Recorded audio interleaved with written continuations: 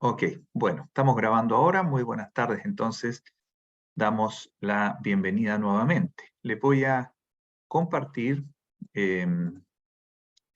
esta presentación con la que nos vamos guiando y podemos tener una mejor comprensión. Para eso es esta guía, es para tener una mejor comprensión. Viajes de Pablo, le hemos denominado a esta presentación el cuarto viaje del apóstol Pablo. Efectivamente es el cuarto, ya hemos analizado los tres primeros. Los tres primeros son viajes que son netamente apostólicos. Pablo en el primer viaje, que es un viaje corto, realiza un recorrido por lugares de Asia, Asia Menor, hoy día Turquía, y establece iglesias en diferentes lugares. En un segundo viaje, después de un par de años, realiza, y acompañado en esa ocasión por Esteban, bueno, en la primera ocasión, en la segunda ocasión se hace acompañar por otros hermanos, porque Esteban ahí genera una discusión, hay una discusión respecto a Juan Marcos. Entonces, Pablo hace una repasada. Él quiere ir a ver cómo están las iglesias en esos lugares donde estableció la primera vez. Por ahí encuentra a Timoteo, entre otros. Hacemos un paréntesis muy rápido. En el tercer viaje, Pablo ya se interna más, llega a Europa. Bueno, en el segundo también se había internado más, había llegado hasta Europa, hasta lo que es Grecia. En el tercer viaje también hace un recorrido rápido, también llega hasta Grecia, está en Corinto y vuelve. Y ya en el tercer viaje, Pablo sospecha, tiene la visión de parte del Señor, que es muy probable que ya no vea más a estos hermanos. ¿Ya? Esto que ya se había hecho una pequeña costumbre, que Pablo ya había pasado 3 viajes por ahí, ya él entiende que ya no va a pasar nuevamente, sino que va a tener otro destino. Y es así, es así. Los viajes terminan en Jerusalén, y este tercer viaje que termina en Jerusalén da la pauta para el cuarto viaje. Vamos a mostrar ahí. Cuarto viaje del apóstol Pablo. Es un viaje realizado más o menos el año 59, no hay precisión al respecto, 58, 59 y siguientes años. Y es un viaje, como observamos en el diagrama, es un viaje que es hecho eminentemente en barco. Prácticamente todo el viaje es en barco, tiene pequeños tramos por tierra, muy pequeños. Y se dice que no es un viaje misionero, por cuanto Pablo fue apresado en Jerusalén después de llegar del tercer viaje, y da el informe a los apóstoles. Él acostumbraba a ir y dar el informe a los apóstoles en Jerusalén, y es apresado ahí, y por lo tanto termina apelando al César y enviado a Roma. Entonces es un viaje forzado porque él va en calidad de prisionero arriba de un barco a Roma. Pero es cierto, no es un viaje misionero propiamente tal, no es un viaje que Pablo haya dicho, oye, voy a ir a ver cómo están las iglesias, voy a ir a ver cómo están los hermanos, voy a llevar la palabra más lejos. Sin embargo, Pablo, aprovechando que es apresado y que viaja, realiza la misma acción. Él no pierde su tiempo, y donde quiera que vaya y en las circunstancias en las que esté, él aprovecha para llevar la palabra a muchos, especialmente al pueblo judío, pero también él dedicado mucho a los gentiles, a los griegos y otras naciones. El relato está en Hechos 27 y 28. El relato del viaje, propiamente tal, está en Hechos 27. Si usted busca por ahí, dice el 27, versículo 1, cuando se decidió que habíamos de navegar para Italia, entregaron a Pablo y a algunos otros presos a un centurión llamado Julio de la compañía Augusta. Ahí empieza oficialmente el viaje. Ahí empieza este viaje, empieza en Cesarea. Y la verdad es que quise que este viaje lo empezáramos antes, porque este viaje, la motivación, la génesis del viaje, no está en el 27. En el 27, Pablo no decide viajar a Roma. En el 27 se inicia el viaje, físicamente. Pero si podemos observar y vamos a recorrer, vamos a empezar en Hechos 21. Cuando termina el tercer viaje, y Pablo va a dar el informe a los apóstoles. Entonces, en ese momento, si vamos a Hechos 21, cuando él da el informe a los apóstoles, resulta que él da el informe y allá se le combina, se le dice, oye, ¿sabes qué? Ok, oye, muy bien el trabajo que has hecho con los gentiles y todo, pero se dice, se rumorea, no sé cómo serían las redes sociales en esos tiempos, se rumorea que tú estás enseñando a apostatar de Moisés. Entonces, había un ruido respecto al trabajo que estaba haciendo Pablo, porque Pablo ensalzaba, destacaba y enseñaba con fuerza la obra de Cristo en la cruz. Ese es su trabajo. Él es un evangelista neto. Y él, si bien tiene ascendencia judía, es hijo de judía, pero él enseña de Jesús, el Cristo, el Mesías prometido a los judíos. Y que los judíos lo rechazaron y por tanto él va y lo predica a los gentiles también. Judíos primeramente y gentiles. Entonces, había un aire de que Pablo era un anti-Moisés, un anti-ley. Y ese ruido llegó hasta los apóstoles también. Entonces, Pablo explica, pero de pronto se arma un alboroto en Jerusalén. Se arma un alboroto. Esto había terminado recién el tercer viaje. Se arma un alboroto y lo tienen que sacar del templo. Lo sacan del templo, lo sacan arrastrando y lo llevan a la fortaleza. La fortaleza era la parte romana en donde estaban las autoridades. Y Pablo pide hablar al pueblo. Pablo se pone de pie y solicita hablar al pueblo y hábilmente el Señor le había dotado. Pablo, hablaba perfecto el hebreo y por supuesto el griego. Pide hablar y lo hace en lengua hebrea. Estamos en Jerusalén, todavía, Hechos 21.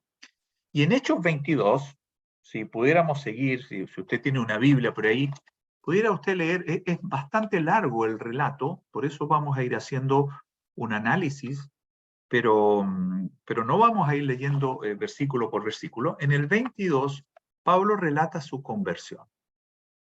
Pablo relata la conversión y él cuenta lo que le pasó cuando él perseguía a los cristianos, cuando perseguía a los que creían en Cristo Jesús, a los que habían entendido que él era el Mesías. Los perseguía con vehemencia y con poderes de las autoridades judías. Él era fariseo y relata que yendo a Damasco, entonces tiene una visión y se le aparece el Señor y Pablo de inmediato tiene un cambio, tiene un cambio de actitud de inmediato y entiende que Jesús es el Mesías, el Cristo. Relata eso e incluso llega a mencionar que cuando el primer mártir de la iglesia, que es Esteban, muere, él dice que él estaba ahí y él consintió en su muerte. Él consintió en su muerte. Por acá, tengo acá en el 20, capítulo 22, versículo 20, y cuando se derramaba la sangre de Esteban, tu testigo, yo mismo también estaba presente y consentía en su muerte y guardaba las ropas de los que le mataban. O sea, Pablo hace un relato frente a los judíos, un relato absolutamente sincero, transparente, diciendo, ¿saben qué? Yo estaba profundamente equivocado. Seguía la religión, seguía la ley, y resulta que aquel a quien yo perseguía y a todos los que le seguían, los cristianos, aquel, el Cristo, Jesús, al que nuestro pueblo condenó, lo llevó a la cruz, es el Cristo.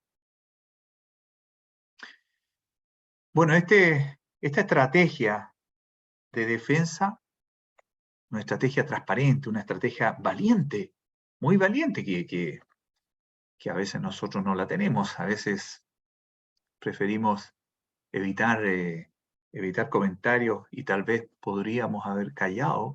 Él la hace valientemente, estaba su vida en peligro. Él hace este relato, esta defensa y se alborota más la gente. Más todavía, y ya quieren matarlo. No, derechamente quieren matarlo. El tribuno, autoridad, manda a azotarlo y Pablo exige un juicio.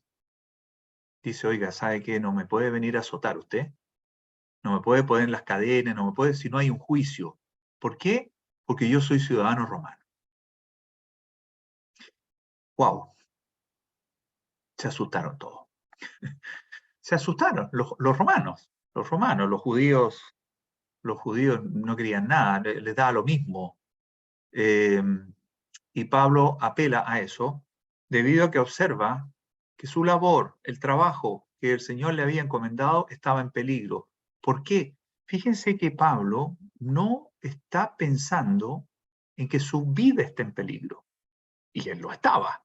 Estuvieron a punto de matarlo. Y de nuevo estaban alborotados y de nuevo querían matarlo, lincharlo. Los judíos tenían, digamos, autorización para, eh, para matar a personas que apostataban, personas que iban en contra de sus principios religiosos. Ellos podían apedrearlo. Y resulta que los romanos se asustan todos porque no había juicio, efectivamente. No había habido un juicio aún. Tenían la acusación de los judíos que por problemas, llamaban los romanos problemas religiosos, querían linchar a este Pablo y los romanos, digamos, protegiéndolo porque ellos querían que se hicieran las cosas de manera justa. Bueno, y cuando Pablo declara que es ciudadano romano, entonces se frenan con los azotes y deciden presentarlo al concilio. Ya, vamos a presentarlo al concilio. Todavía estamos en Jerusalén. En Hechos 23, lo tengo por acá, sí, acá está. Se presenta frente al concilio que estaba compuesto por autoridades judías y Pablo comienza su defensa. Ahora, Pablo estaba dotado por el Señor. ¿Y sabe qué? Nosotros también estamos dotados por el Señor. Pero Pablo utiliza los dones, utiliza las herramientas y las capacidades que el Señor le ha dado. Si habla idiomas, los utiliza. Si ha sido instruido en la ley, lo utiliza. Entiende que ha sido salvado y perdonado, lo utiliza. Tiene paz interior y la utiliza, la vive. Aquí no vemos nunca a Pablo alborotado y en todo el viaje después no lo vamos a ver alborotado en ningún momento. Tal vez podríamos ver y escuchar a Pablo. El Señor le ha dotado, hermana, hermano. Me ha dotado a mí. A todos nos ha dado dones, nos ha dado capacidades para que las usemos. ¿Sabe para qué? Para llevar a Cristo a otros. Para eso, para eso. Y vemos a un Pablo no apasionado, no desenfrenado. Vemos un Pablo que con mucha sabiduría se enfrenta a cada dificultad que tiene. Y vamos a ver muchas hoy día. Vamos a ver muchas. Pablo nota que entre los judíos que estaban ahí habían fariseos y saduceos. Y dice, voy a dividirlos para distraerlos. ¿Por qué? Porque él no es que no quiera morir. Él no quiere dejar de hacer el trabajo que le encomendó el Señor. Además, el Señor le había ya anunciado que él iría a Roma a anunciarle el Evangelio a las más altas autoridades romanas. Entonces, Pablo no quiere que eso se coarte y él hábilmente comenta en su alocución que comenta respecto a la resurrección de los muertos. Y él sabía lo que iba a pasar. Los judíos que estaban ahí, que estaban en contra de él solamente, se iban a poner ellos en contra unos de otros. Porque ellos no soportan que alguien hable algo que está en contra de sus creencias. Los saduceos no creen en la resurrección de los muertos y los fariseos sí. Entonces empieza la pelea entre ellos. Y se arma un tremendo alboroto, tanto así que el tribuno una vez más debe rescatarlo y lo saca de ahí. Y venido otro día, un sobrino de Pablo, hijo de una hermana de Pablo, es bien curioso ese pasaje. Hay ahí una referencia a una hermana del apóstol Pablo en Hechos 23. Entonces, un sobrino viene y alerta respecto de los judíos, le alerta a las autoridades, la autoridad romana, le dice, ¿sabe qué? Los judíos lo único que quieren es linchar a Pablo, lo van a matar, lo van a matar. No sé si él se identificaría y le diría al tío Pablo. Y el tribuno decide enviarlo a Cesarea. Lo envía a Cesarea. Dijo, lo voy a sacar de aquí porque aquí está muy alborotado el tema y capaz que vengan a lincharlo aquí. Así que lo envía a Cesarea con una cuadrilla de soldados protegido para que se presentara frente al gobernador Félix. Gobernados, dice ahí, es gobernador Félix. Así que se dirige a Cesarea y ahí tenemos el primer avance de viaje. Es muy cortito ese avance. En Hechos 24, estábamos en el 23, en el 24 Pablo está ante Félix. Pero la verdad es que está preso. Félix recibe la declaración de Pablo. Pablo le declara el Evangelio. Aparte de decirle que él no ha hecho ningún mal, le declara el Evangelio y Félix no cree. No lo cree. Le parece bien, le parece una cuestión de religiones, una cuestión como que no le compete a él. ¿Le ha pasado a usted? ¿Le ha pasado a usted que de pronto usted habla del Señor y las personas que escuchan y nosotros mismos en otro momento, como que decíamos, sí, ok, pero eso no es para mí. No, eso es para otro tipo de personas. No, no es para mí. No, yo no tengo nada que ver con eso. Sí, a veces pasa eso. A veces pasa. Pero hoy día no nos podría pasar, ¿verdad? No nos podría pasar. No podríamos hoy decir, mire, es que en realidad esas son cosas que no son de mi competencia. Un creyente no puede, no debe pensar que no es de nuestra competencia las cosas del Señor. Pero Félix, gobernador,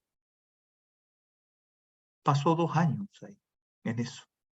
Iba una y otra vez, dice el 24, una y otra vez iba a conversar con Pablo y que Pablo le declarara y Pablo le predicaba el Evangelio, le explicaba del Mesías, le explicaba. Pero Félix finalmente aparentemente lo único que esperaba es que Pablo le diera algún tipo de dinero. Lamentablemente, Félix es posible que haya tenido ese tipo de costumbre. Era una autoridad que lo único que pensaba era en él mismo y a ver si sacaba un poco de dinero. Y si Pablo le ofrecía algo de dinero, lo iba a soltar. Lo iba a soltar y lo iba a liberar y nada. Pero eso no ocurrió, así que 2 años estuvo Pablo ahí en Cesarea declarando ante Félix, no sé, iría una vez al mes Félix a verlo, a escuchar, pero no había pronunciamiento monetario de parte de Pablo. Qué espanto, hermanos, hermanas, qué espanto. Que a veces pensamos que hoy día el mundo es tan injusto, que hoy día las autoridades, esto es de siempre, es el corazón nuestro. El Señor nos rescató, pero ahí estábamos nosotros también. Bueno, y Pablo se enfrenta a esto y finalmente no pasa nada. Félix es sucedido después de 2 años por Porcio Festo y para congraciarse con los judíos dejó a Pablo preso. Lo dejó preso y le avisa al nuevo gobernador, a Festo, le dice, oye, ¿sabes qué? Hay un preso especial, porque había muchos presos, pero hay un preso especial que tiene motivaciones religiosas, está ahí y yo lo dejé ahí, ve tú lo que haces. Hechos 24. Pablo declara ante Festo. La declaración, la verdad es que Festo no entendió mucho, no entendió nada, no hay cambios, lo deja preso. Festo entiende que no hay delito, pero tampoco está interesado y tiene por otro lado los judíos ahí acechándolo, que libere a Pablo para que ellos lo tomen. Lo amenaza con mandarlo a Jerusalén. Oye, te voy a liberar y te voy a mandar de vuelta a Jerusalén. ¿Qué te parece? Entonces Pablo apela al César. Pablo, que quiere evitar terminar con su vida muy pronto y no poder predicar el Evangelio, qué anhelo más grande, qué deseo más grande. Quiere evitar eso, entonces apela al César. Ya que él es ciudadano romano, él puede apelar al César y eso obliga a las autoridades a enviarlo al Tribunal Supremo, que sería comparecer frente al César. Directamente, está obligado porque él apeló al César. Así que se decide el viaje. En algún momento el rey Agripa y Berenice visitan a Festo y quieren hablar con Pablo. Pablo ya era archiconocido en todo lo que es Asia Menor, en Grecia y por supuesto en Jerusalén, muy, muy conocido. Entonces quieren hablar con Pablo. Hechos 26, Pablo declara ante Agripa, frente al concilio, frente al tribuno, frente a Félix, frente a Festo y ahora frente al rey Agripa. Qué bendición lo que hace Pablo. Qué ejemplo el que nos da Pablo. Frente a autoridad que se le ponía delante y que su objetivo era escucharlo para ver si lo dejaba libre, Pablo le predica el Evangelio y le presenta a Cristo como el Mesías esperado por el pueblo judío. Qué tremendo. Yo me avergüenzo. Porque tenemos tanta oportunidad, hermanos, de presentar a Cristo Jesús. Tanta oportunidad. Y a veces callamos. O muchas veces callamos. Pablo declara ante Agripa, relata su vida anterior, relata nuevamente, aquí hay una nueva, cuando era perseguidor de la iglesia, vuelve a relatar su conversión de camino a Damasco, vuelve a relatarla, está relatada 2 veces por Pablo, acá, antes cuando recién lo expusimos en el 21. Pablo le insta a Agripa a que crea, y viene una célebre frase, para mí es una frase absolutamente célebre, que está acá en la Escritura, en Hechos capítulo 26, y cuando Festo le dice, estás loco, Pablo. Y luego Agripa le dice, por poco me persuades a ser cristiano. Por poco me persuades. Y porque Pablo le pregunta, ¿crees, oh rey Agripa, a los profetas? Yo sé que crees. Yo sé que crees. Y si tú crees a los profetas, yo te acabo de explicar lo que los profetas dicen de Cristo Jesús, y Él es el Mesías. Y Agripa le dice, por poco me persuades para ser cristiano. ¿A qué distancia estuvo Agripa de creer y ser cristiano? ¿A qué distancia estuvo? Tal vez como Pilato, así de cerca, pero tan lejos a la vez. Porque la evidencia habla por sí sola.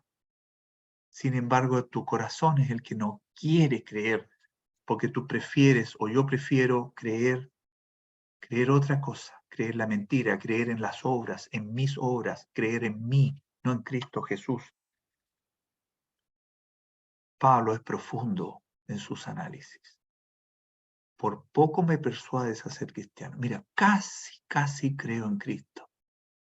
Qué desgracia más grande para una persona llegar a decir, casi me convences, casi, es tan sólido tu argumento y tan bueno tus principios y tu referencia a las escrituras, es tan buena, es tan perfecto, que, mira, estuve a punto de creer. Qué penoso. Qué penoso. Pero Pablo no se desanima. Bueno, en esa ocasión Pablo es declarado inocente. Lo iban a soltar. Pero debido a que apeló al César, debe ir al César. Esas eran las reglas en ese tiempo. Así que empieza el viaje. Recién ahora. Pero esa es la motivación, el por qué Pablo hace este viaje a Roma.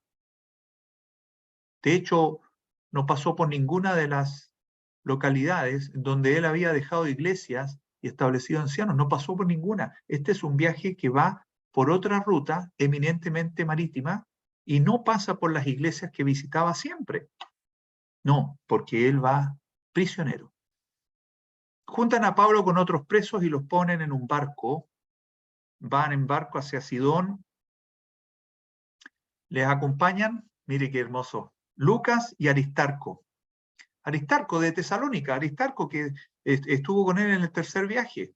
De vuelta, cuando venían de vuelta, porque recuerden que de vuelta no tomó un barco como en el segundo viaje, sino que de vuelta se volvió por arriba, por Macedonia, y uno de los 7 que le acompañaron era Aristarco, y permanece. Lucas y Aristarco son sus compañeros de viaje en esta ocasión. Ellos no van presos, pero sí va prisionero Pablo. El centurión, llamado Julio, trata muy bien a Pablo. ¿Por qué es eso? ¿Por qué tratan bien a un prisionero de los tantos que venían?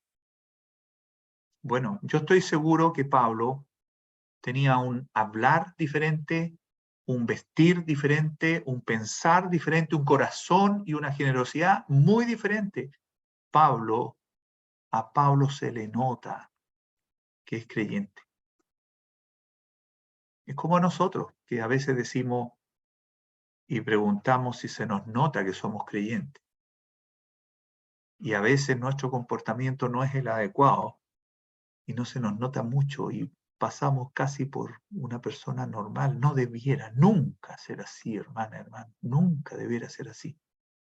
Todo el mundo, no por mirarnos a nosotros, no por vanagloriarnos, todo el mundo debiera ver en nosotros reflejada la luz de Cristo. Debiera ser así.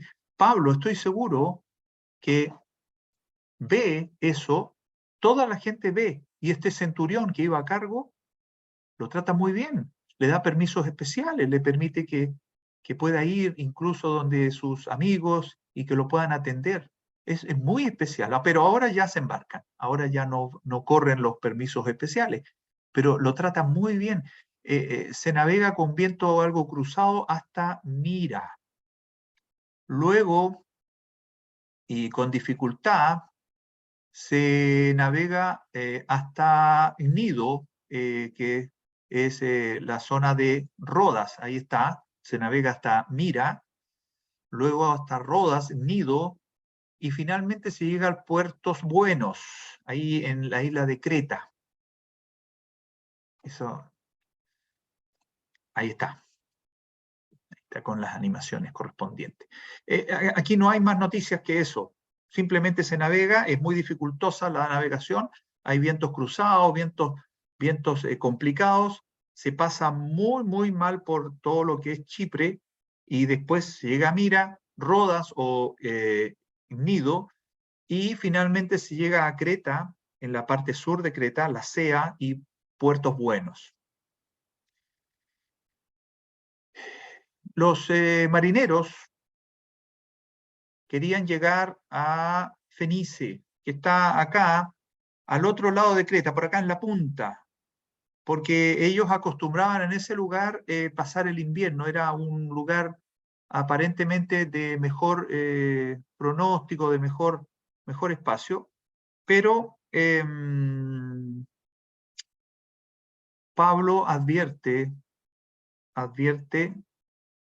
al centurión, le dice que se queden ahí, que se queden en la Cea, en Puertos Buenos, en esa zona, que se queden ahí, que va a haber mucho problema y que pasen el invierno, porque este viaje parte en otoño, que pasen el invierno ahí y después de unos 3, 4 meses entonces puedan salir, seguir camino, pero no desestiman las palabras de Pablo.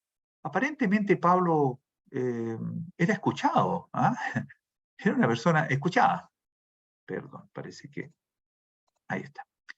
Era escuchado, el centurión algo le consultaba, pero en esta ocasión desestima su opinión y esperan un viento bueno que había y zarpan.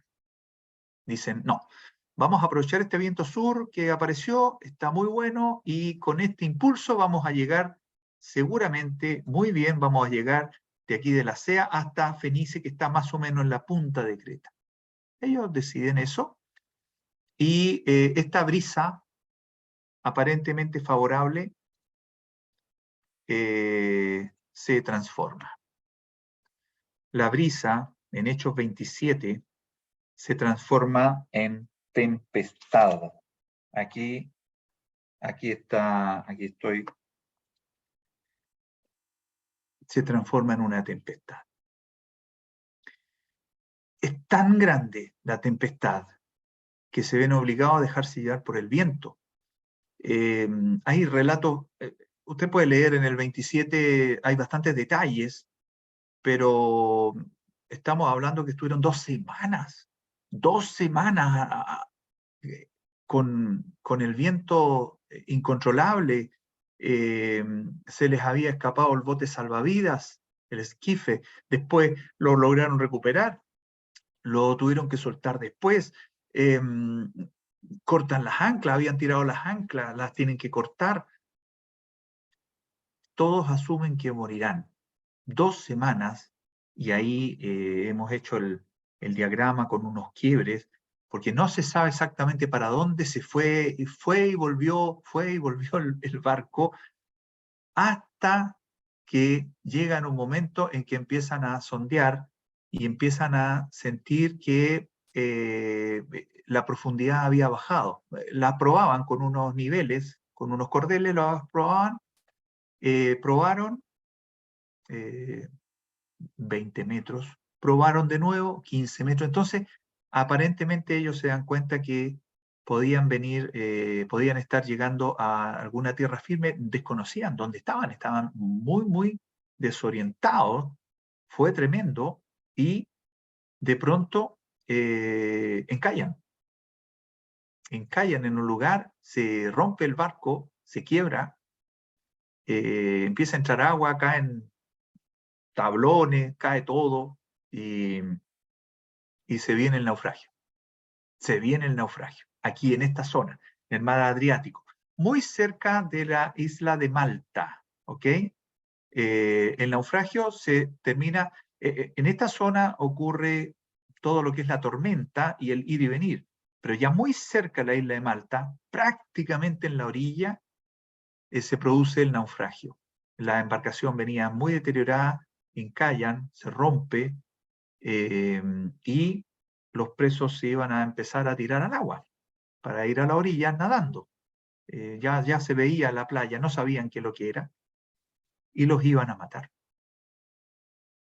Los soldados tenían ese tipo de instrucciones, los iban a matar.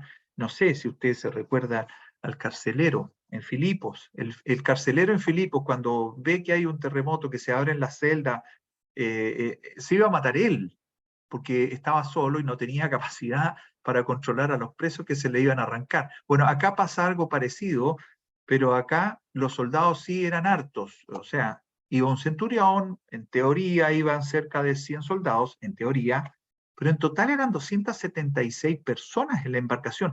No era un barquito pequeño, era un barco grande, un barco alejandrino que tomaron ahí en mira y los iban a matar.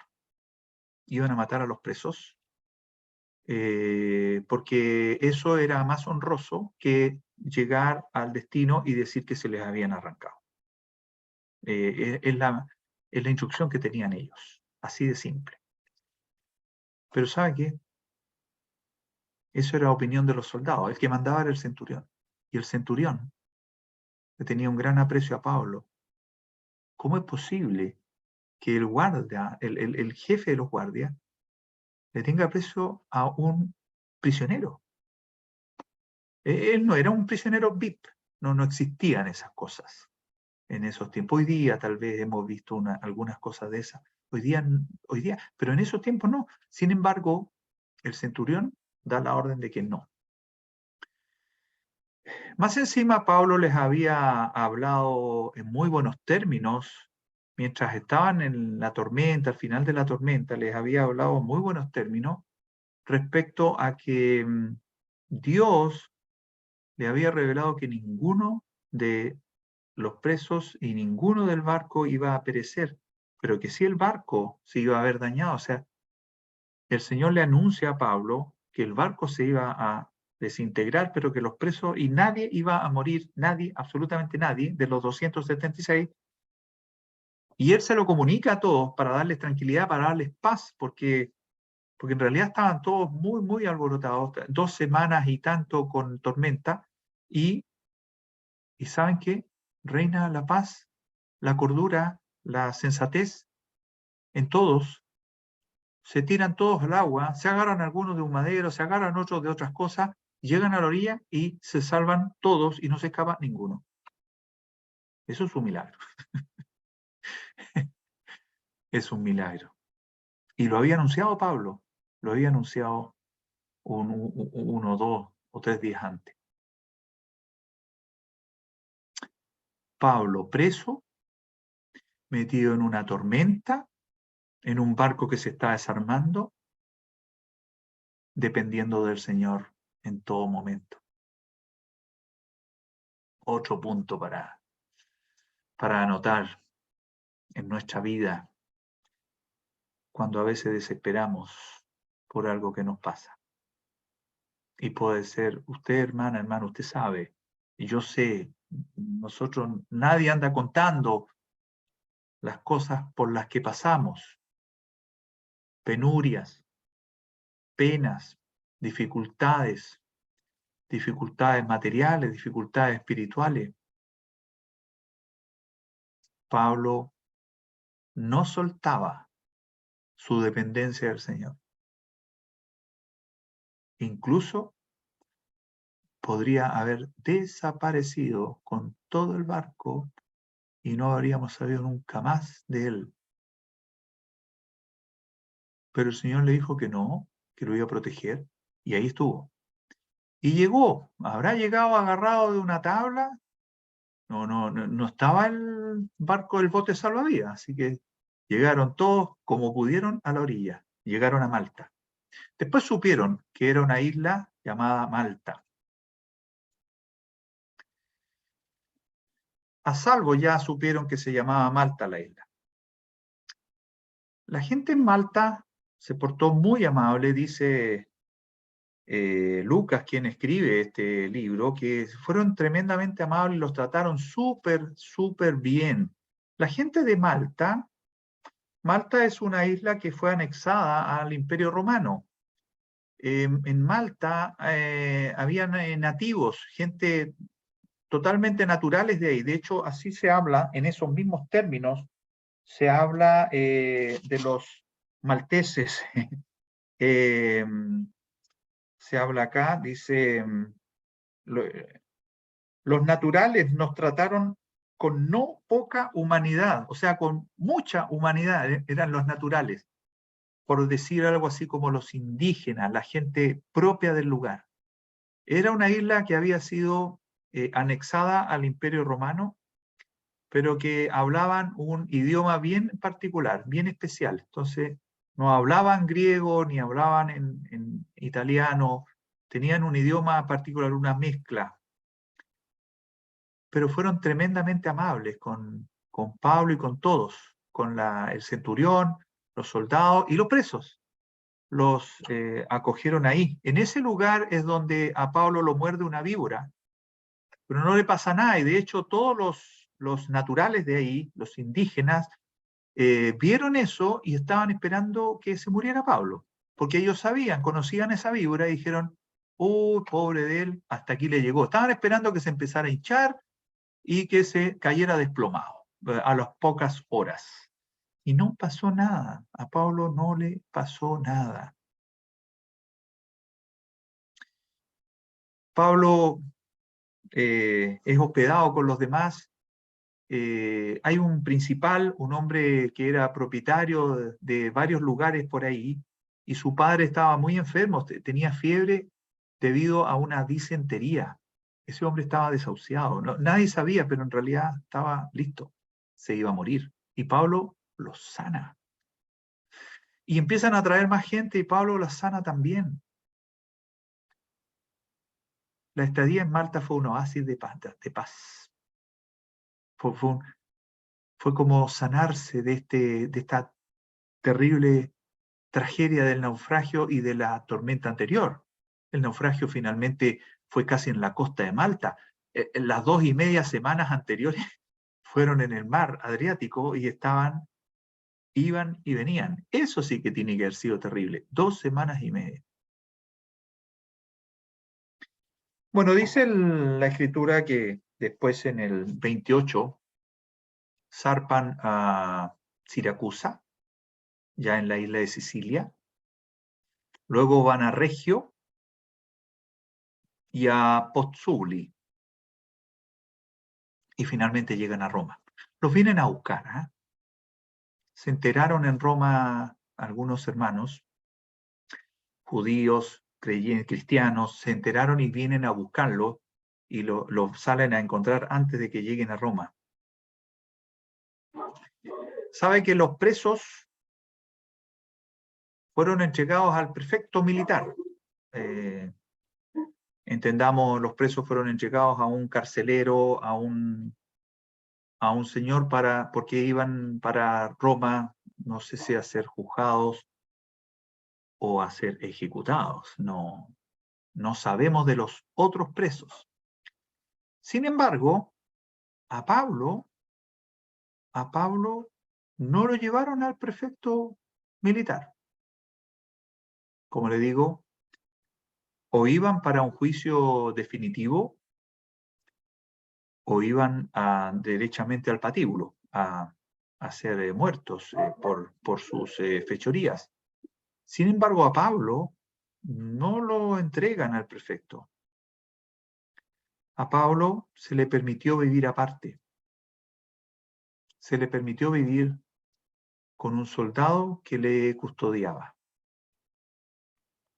Nuevamente, ¿cómo es posible que a un prisionero, uno más, se le den estos privilegios? ¿Por qué? ¿Por qué cree usted? ¿Por qué creo yo? Pablo, un hombre que tenía una dependencia del Señor tan grande, Pablo, que era capaz de escuchar al Espíritu Santo cuando le decía, no vayas a tal lugar. Y no fue.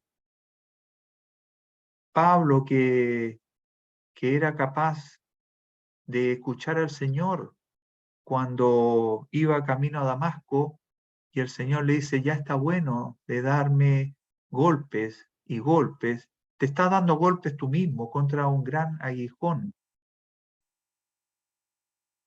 Y Pablo, en vez de porfiar, como lo hacemos nosotros a veces, y en vez de decir, entonces voy a hacer esto otro, se pone a disposición.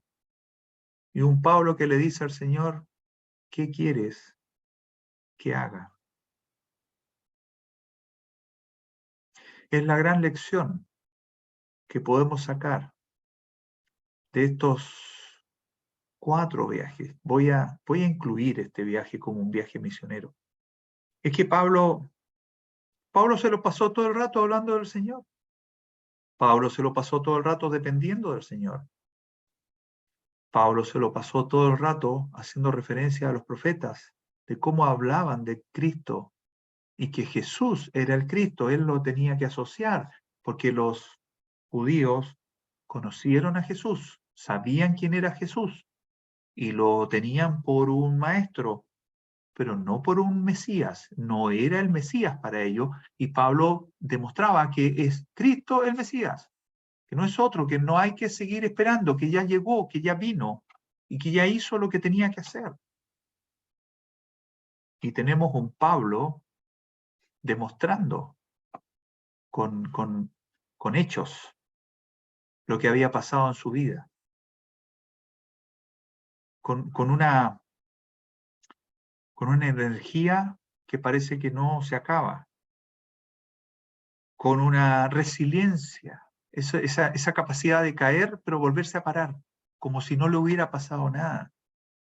Oiga, lo azotaron, lo golpearon, lo arrastraron fuera del templo, lo llevaron preso, iba preso, probablemente iba con cadenas. 2 semanas y media en una tormenta que no terminaba, tuvo que nadar. ¿Habrá nadado con algún grillete metido entre medio? Tuvo que nadar, llegar. Y a esa altura probablemente no era ya un hombre tan joven.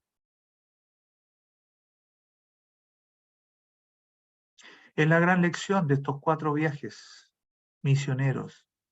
3 viajes voluntarios, un viaje obligado, pero podemos llamarlo también un viaje misionero, en donde llega a personas que no habría llegado de otra forma, a un centurión, a los soldados, que también los soldados deben haber escuchado y deben haber aprendido muchísimo y probablemente tuvieron creyentes entre esos soldados romanos. ¿Y qué del soldado que estuvo con él en Roma, que lo custodiaba? ¿Acaso ese soldado no escuchó nunca el Evangelio? Por supuesto que lo escuchó y lo escuchó un montón de veces y probablemente llegó a ser un creyente. Dios lo quiere así. El relato de este 4.º viaje, además, cuando termina el relato de este 4.º viaje, termina además el libro de los Hechos. No sabemos la razón por la que Lucas no sigue escribiendo los Hechos de los Apóstoles, sino que termina el libro ahí. No sabemos si Lucas volvió a su lugar de origen, no sabemos si él murió, no sabemos el por qué. Termina acá, el Señor lo quiso así. Ya en Roma, Pablo se reúne con los principales de los judíos, se reúne con ellos, les relata que él viene prisionero, sin embargo está, comillas, libre en Roma, en una casa alquilada, no en la prisión, custodiado por un soldado, pero tiene bastantes libertades para moverse ahí en el sector, no puede partir para donde quiere. se reúne con autoridades, les relata que él viene de Jerusalén, que él no ha hecho nada sino predicar a Cristo Jesús, que las profecías hablaban del Mesías y que Cristo era el Mesías, y hay aceptación, hay algunos judíos que creen, pero hay muchos que rechazan, hay muchos que no quieren creer, no quieren creer. Prefieren seguir con su religión, cumpliendo o intentando cumplir la ley,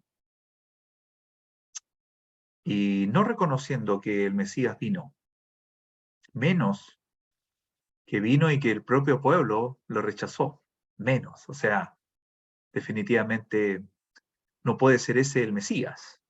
Además, no nos olvidemos que muchos entendían que el Mesías venía para darles libertad a los oprimidos. ¿Oprimidos de qué? Oprimidos del invasor, de Roma. Y como eso no había ocurrido, no tenían libertad de Roma, entonces ellos entendían que el Mesías no había venido. Ellos no querían un Mesías espiritual, no querían un Mesías que les libertara del pecado.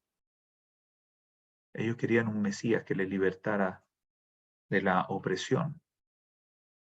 Y por eso, hasta el día de hoy, el pueblo judío sigue esperando al Mesías, porque el pueblo judío sigue oprimido donde está. Oprimido por el pueblo árabe, oprimido por los egipcios, oprimido por todo alrededor. Ellos entienden que su Mesías no ha venido, porque su Mesías es terrenal, es material. Y usted y yo, hermanas, disfrutamos del Mesías que sí vino y que es un Mesías espiritual. Gracias a Dios por tener este Mesías espiritual, este Mesías que ha limpiado nuestro corazón y ha perdonado nuestro pecado. Y eso es lo que predica Pablo y es rechazado, es rechazado. Pero ¿saben qué? Pablo apela muchísimo al Antiguo Testamento. Y se formaban discusiones. Dice el libro de los Hechos que, voy a leer los últimos 2 versículos del libro. Pablo permaneció 2 años enteros en una casa alquilada y recibía a todos los que a él venían, a todos, judíos, no judíos, recibía a todos los que a él venían, predicando el reino de Dios y enseñando acerca del Señor Jesucristo abiertamente y sin impedimento.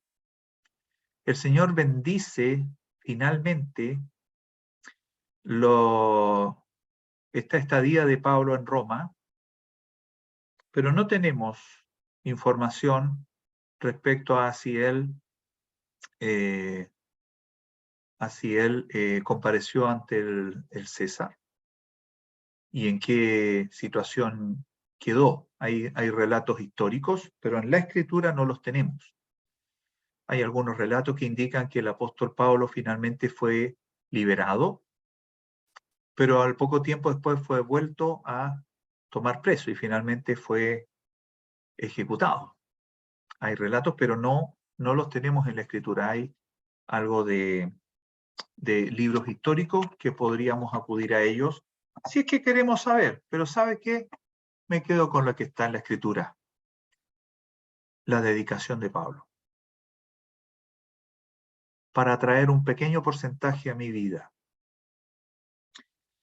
la valentía de Pablo, para traer un pequeño porcentaje a mi vida,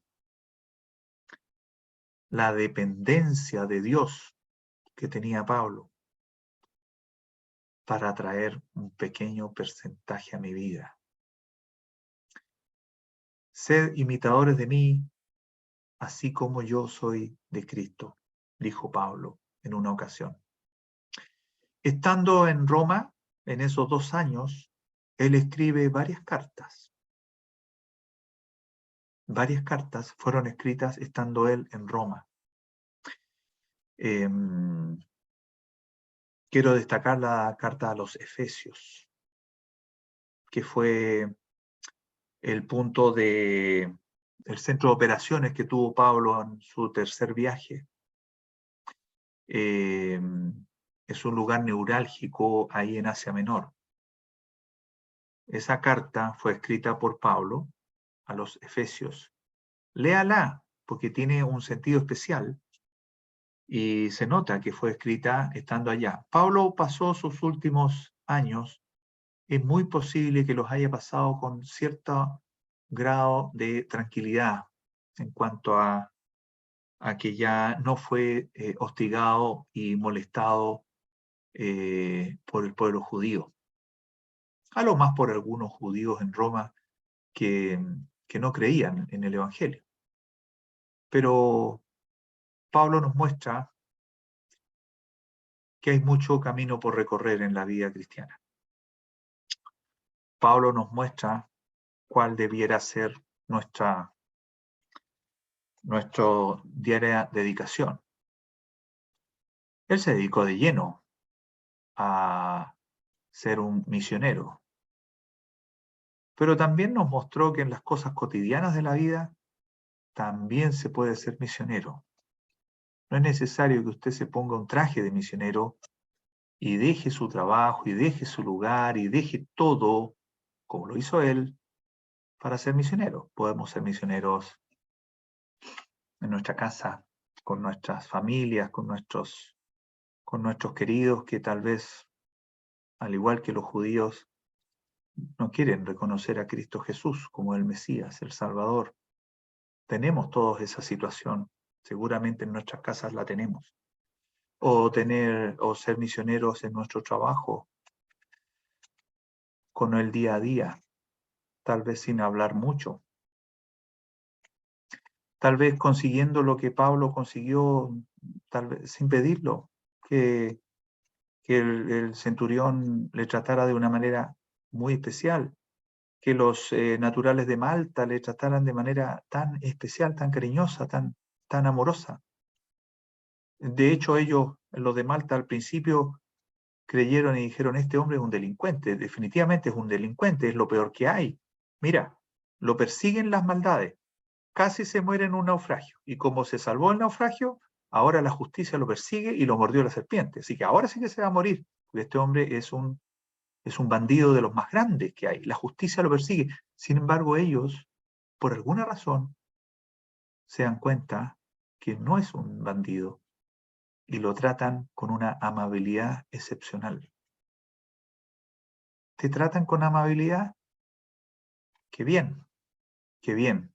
Tal vez ven en ti o ven en mí algo especial. Debería ser así. ¿No te tratan muy amable? Bueno, tal vez también ocurre lo mismo. Si a Pablo también le ocurrió. Tal vez nos tratan bien porque ven a Cristo en nosotros, pero también podrían no tratarnos bien porque ven a Cristo en nosotros. Así que el Señor nos puede traer bendición o maltrato de parte de otros. Pero lo importante es que mostremos a Cristo en nuestras vidas y que tengamos esa dedicación, aunque sea un pequeño porcentaje de lo que Pablo hacía, que era algo excepcional realmente. Bueno, vamos a orar para terminar, y ya terminamos con esta serie de los viajes del apóstol Pablo. Les invito a orar. Padre Celestial, gracias una vez más te damos. Alabamos tu nombre, Señor. Queremos manifestar gratitud. Tú has dejado que estas historias, con buen número de detalles, hayan quedado escritas para nosotros. Tú quieres que aprendamos cada día. Quieres que tengamos un comportamiento adecuado. Tú nos dijiste que querías que fuéramos la luz del mundo, la sal de la tierra. Y hombres como Pablo hicieron de su vida un libro abierto, una predicación constante. Padre Celestial, danos, como hemos dicho ya, un pequeño porcentaje de ese comportamiento. Queremos nosotros también llevar a Cristo Jesús en todo lugar y circunstancia y a toda persona. Aunque lo estemos pasando mal, tú pones oportunidad para todos nosotros. Gracias te damos por esta enseñanza y por estos días que hemos podido compartir en tu palabra. Te pedimos tu bendición y lo hacemos en el nombre del Señor Jesús. Amén.